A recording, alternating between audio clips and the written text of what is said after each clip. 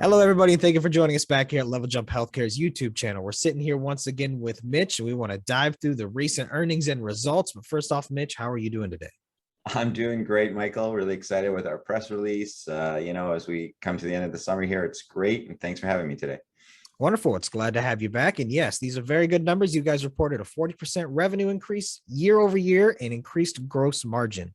So, Mitch, what would you credit most of this to?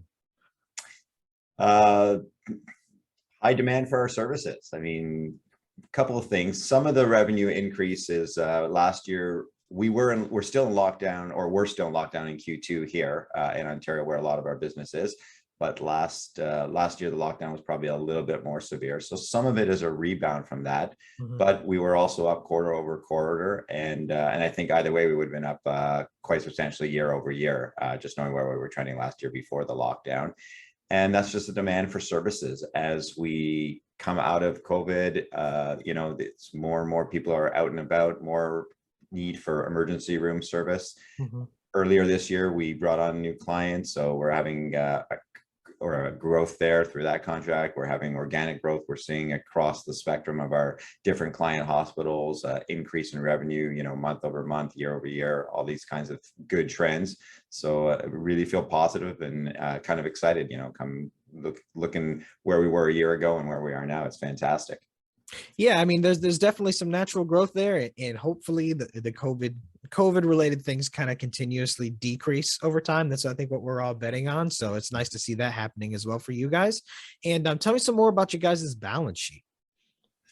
Yeah, it continues to be very clean. We're sitting on a lot of cash that we're going to be able to mobilize, in the coming months here that we're looking forward to, and hoping to have more news on that. But we have, no long-term debt. It's very clean, sitting on cash.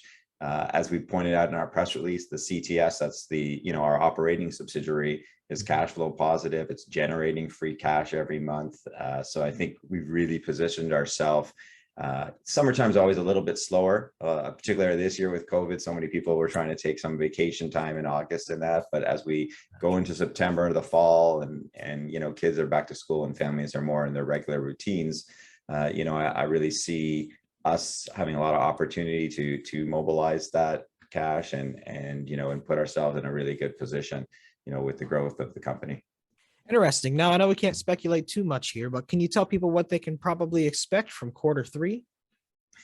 Going to continue to execute on our plan for the year. Part of that had to do with our margins, and we wanted to increase those through the year. We have a few initiatives which we initiated last year. That included changing kind of our relationships with our doctors and our physicians that report, and the percentages that we get there, and some other internal cuts that we were able to make that we've increased our margins. So we continue with that trend, and that will continue in Q3.